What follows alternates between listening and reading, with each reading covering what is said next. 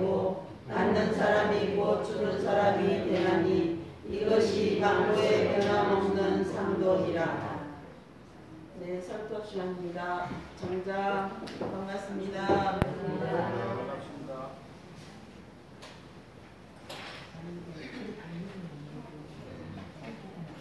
우리 교당에 젊은 사람들이 새로 와서 교당이 활기차졌다고 그럽니다.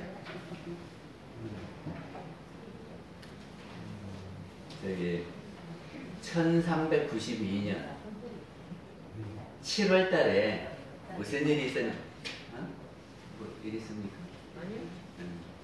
1392년 7월 달에 무슨 일이 있었냐 그러면 이성계 장군이 조선을 세워가지고 즉위식을 했던 데가 1392년 7월입니다.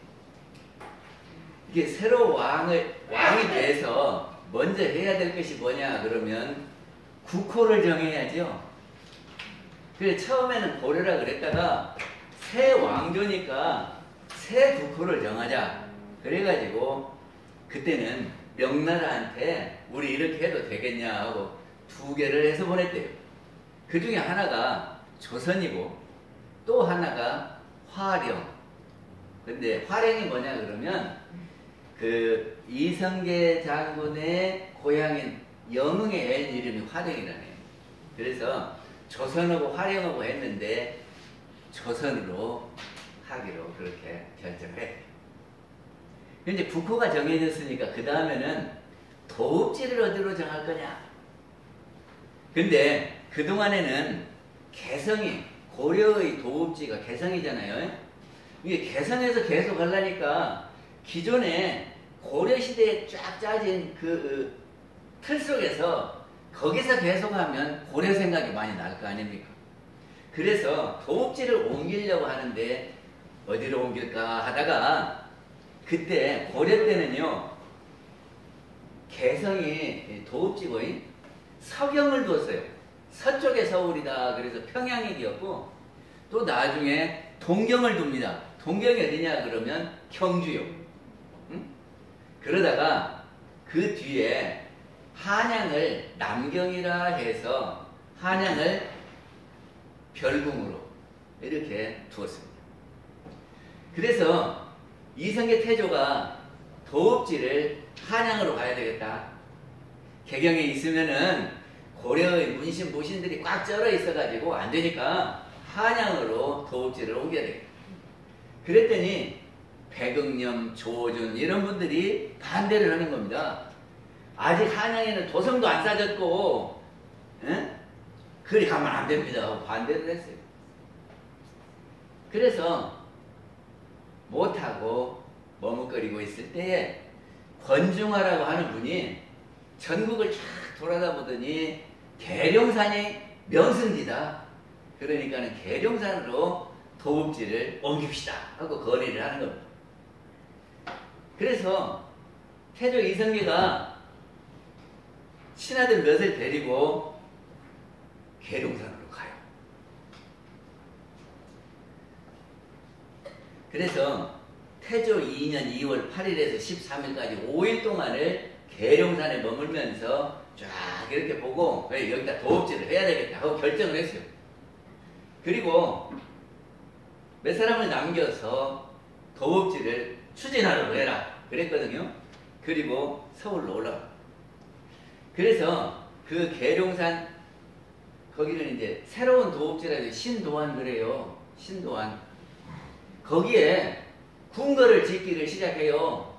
근데 궁궐을 지으려면 뭐를 해야죠? 주춧돌을 깎아야 그 위에다가 이렇게 기둥 세우고 궁궐을 지을 거 아니에요? 그래 주춧돌을 깎았어요. 그래도 그 깎았던 주춧돌이 많이 있습니다. 그런데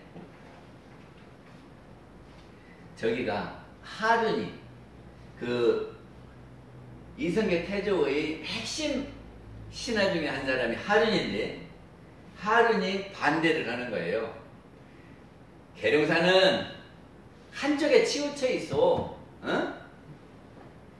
그래서 거기가 불가하요. 그리고 자기가 이렇게 풍수를 공부했는데 보니까 거기 안 맞소. 그리고 반대를 해서 계룡산을 포기하고 한양으로 다시 올라갑니다. 그런데 그 신도안에서 궁궐을 지으려고 했던 그 장소를 우리가 샀어요. 거기를 대궐터 그러거든요. 신도안 대궐터. 그런데 그 대궐터에 가면은 주춧돌 깎은 것이 여러 개가 있어요. 그래 주춧돌이 어떻게 생겼냐면 이렇게 큰 바위를 이렇게 그 구멍을 뚫어갖고 이렇게 짜게 흔적이 있단 말이죠. 그래서 이렇게 네모난 주춧돌이 여러 개 있어요. 근데 그거를 삼군 본부가 들어오면서 우리가 삼군 본부에 팔았어요. 그래서 그 주춧돌은 문화재이기 때문에 지금도 거기 가면은 그 주춧돌을 싹 모아놓고 있습니다. 언제 한번 가면 보셔요. 근데 그 당시에 큰 바위를 주춧돌을 만드는데 어떻게 했냐 그러면 바위에다가 이렇게 구멍을 뚫어요. 점으로 구멍을 뚫어. 그리고 겨울에 거기다 물을 채우거든요. 그러면 이 물이 얼어요. 얼어요. 그러면 물이 얼면은 부피가 불어납니다. 아십니까? 옛날에 그 도가지에다가 물 채워놓고 겨울 맞이하면 도가지가 뻥뻥 튀어요. 그래서 깨져. 그것이 왜 그러냐 그러면 물이 얼면 부피가 커지기 때문에 그럽니다. 근데 항아리만 깨지는 게 아니고 돌도요. 구멍을 뚫어놓고 그 속에 물이 들어가면 깨져요. 저기 차 유리 앞유리 있잖아요. 거기도 돌멩이 맞아가지고 금가지요? 그러면 그 속에 물이 들어가고 겨울에 얼면 쫙 금이 갑니다. 아십니까?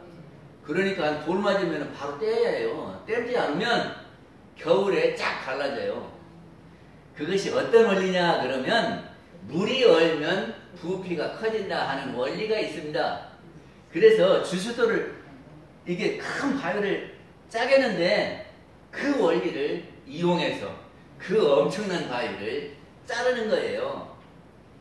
그러니까 우리가 원리를 알면 우리가 원하는 일을 할 수가 있다 그런 말입니다. 근데 세상에는 어떤 원리가 있냐 그러면 인과의 원리가 있습니다. 부처님께서 발견해 주신 이 인과의 원리, 이거를 우리가 알면 이 원리를 활용해서 우리가 원하는 바를 이룰 수 있다라고 하는 거죠. 그래서 제가 그거를 그림으로 다 그려놨어요. 그 회보에 있는 그림을 한번 보시죠.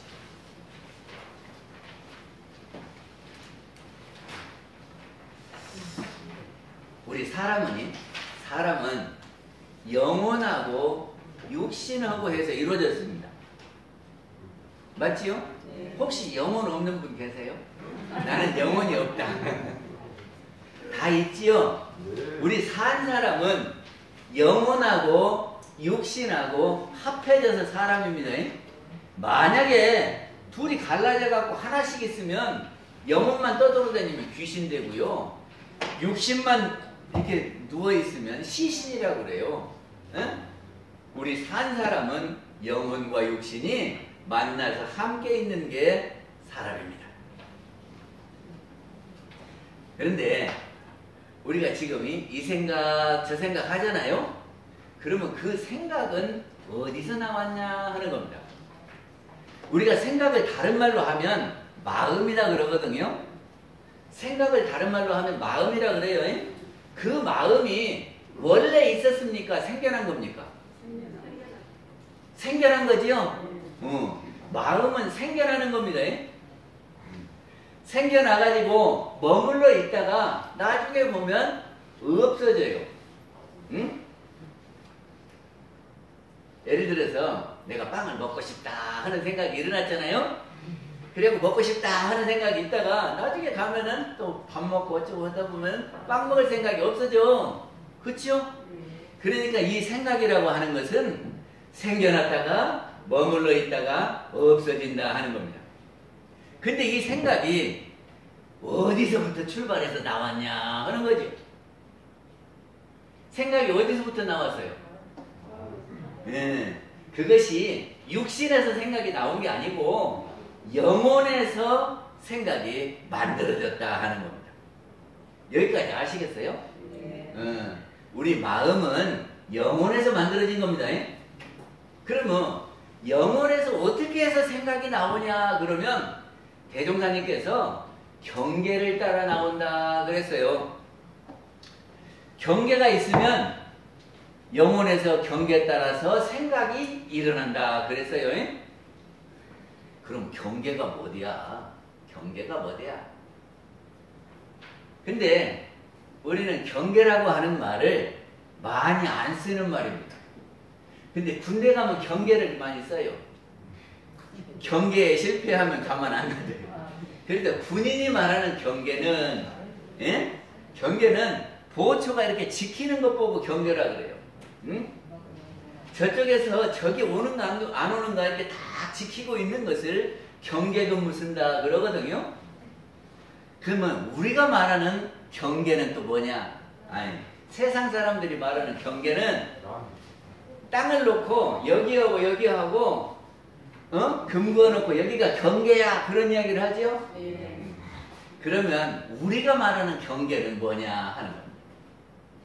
우리가 말하는 불교도 마찬가지고 우리 원불교도 마찬가지인데 경계라고 하는 것은 우리가 대하는 환경이 경계예요. 환경이. 그러면 우리가 환경을 어떻게 알아채냐 그러면 눈으로 보고 알아챕니다.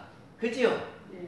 아, 눈으로 보고, 아, 오늘 교도님들 많이 오셨네. 아, 오늘 양타원님이 멀리 가족 행사했다고 못 오셨네. 성사님이 저기 순천 갔다고 그러더니, 아, 안 계시는구나. 이렇게 눈으로 보면 알아요. 응? 그치요? 또, 귀로 들으면 압니다. 응? 그리고 코로 냄새 맡으면 알아요. 제가 냄비를 몇 번 태웠는데 곰탕을 그 데펴갖고 먹어야죠. 그래가지고 가스불에다 이렇게 딱 올려놓고 그러다가 밖에서 누가 찾아요. 그럼 가거든? 그러면 그냥만 하고 이야기하다가 한참 이야기하다가 들어오면요 집안에 연기가 꽉 차는 거예요. 근데 그 곰탕 태우니까 말이죠. 냄새가 아무래도 안 빠지는 거예요. 그래서 문을 열어도 안 빠지고 촛불을 켜놔도 안 빠지고 향을 피워놔도 안 빠지고 아 그거 한번 곰탕 태웠다가 얼마나 애먹었는지. 그리고 페브리즈 있죠? 그거 갖다 막 뿌려도 안 빠지고 아 참 며칠간 고생하다가 빠졌어요. 그러니까 우리가 코로 이렇게 냄새 맡고도 아 곰탕을 태웠구나 이렇게 안다 그 말이죠. 그리고 우리가 맛봐서도 알고 또 손으로 만져보면 알아요. 환경을. 이렇게 육근을 통해서 경계를 안다. 그래서 6가지 경계. 그래서 육경이다. 그럽니다.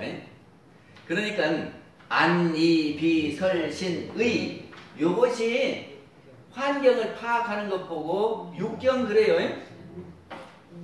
그런데 그 중에 말이죠. 안, 이, 비, 설, 신은 이 5가지는 외부에 있는 것을 우리가 아는 거예요. 그렇죠? 밖에 있는 것을 우리가 눈으로 보고 코로 귀로 이렇게 듣고 알아요. 이게 밖에 있는 경계다 그래서 이거를 외경 그럽니다. 그런데 이미 들어와 있는 놈이 있어요. 우리 마음속에 들어와 있는 놈이 있어요. 예? 작년에 누가 저한테 싫은 소리를 했어. 그러면 그 사람이 나한테 그럴 수가 있냐 하고 이렇게 마음 가운데다 넣어놨거든. 근데 지금 당장 외부에서 들어온 게 아니고 내가 갑자기 눈을 떴더니 그 생각이 번쩍 들어. 그거는 지금 밖에 있는 경계예요. 안에 있던 경계예요. 그래서 이거를 내경이다. 안에 있던 경계다 이럽니다. 그러니까 경계를 나누는 방법이 육경이 있고 또 하나는 외경, 내경이 있다. 그런 말이죠. 그리고 어떤 환경은 내가 좋아하는 환경이 있어. 에? 그러면 내가 편안하고 기쁘고 즐거운 경계가 있다. 그 말이죠. 그리고 어떤 것은 이런 것 좀 없었으면 좋겠는데 이렇게 온다고 이렇게 할 때가 있거든.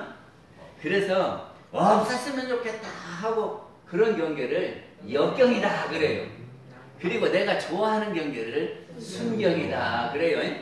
그러니까 경계를 나누면 여러 가지네요. 그래서 그 경계를 따라서 영혼에서 우리의 생각이 일어나는 거다. 그러니까 우리가 눈을 떠서 이렇게 보니까 오늘은 7시 반에 신영씨가 왔어. 그리고 어찌 이렇게 일찍 오요? 그랬더니 오늘 당번이요 그러더라니까. 그러니까 신영씨를 아침 일찌감치 보니까 반가워. 이게 눈으로 보고 반갑다는 생각을 일으킨 거예요. 그치요? 그러니까 경계에 따라서 일어난 거예요. 근데 어떤 때는 아무것도 보지도 않았는데 눈 뜨면서 아이고 내가 오늘 뭐 해야지 하는 생각이 일어나잖아요. 그러면 전날에 내가 내일 아침에 일어나면 뭐 해야지 그랬어요. 그러니까 저는 대체로 회보를 아침에 프린트를 해요. 아침에. 그러니까 저녁에 자면서 내일 아침 일어나자마자 회보를 찍어야지 그런 생각을 하거든. 그러니까 내가 일어나면 눈 뜨면 회보부터 찍으러 가. 그 생각이 왜 일어나냐 그러면 이미 내 마음속에다 넣어놓고 잤기 때문에 그 생각이 이렇게 일어나서 생각이 아침에 일어나자마자 생각이 일어나는 거예요. 그러니까는 외경과 내경에 의해서 생각이 일어나는 겁니다.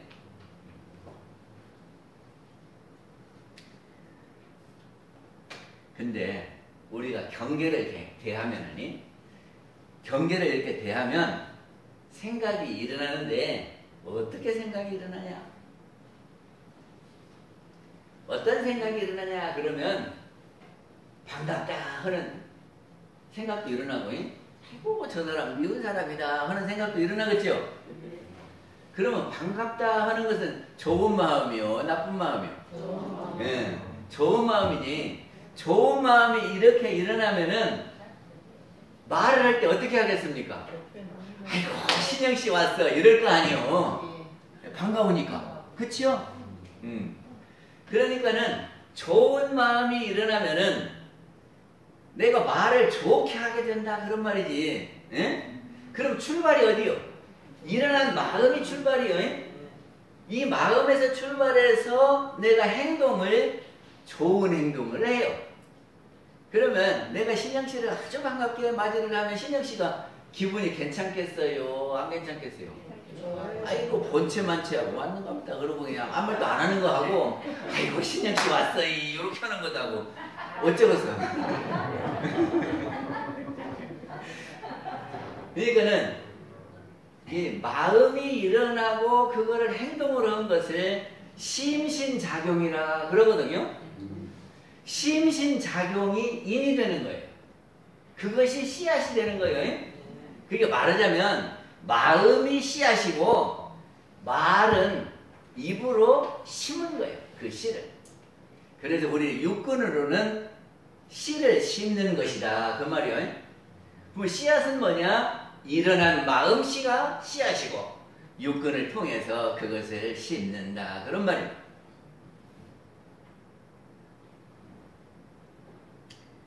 근데 씨앗을 심을 때 어디다 심어요?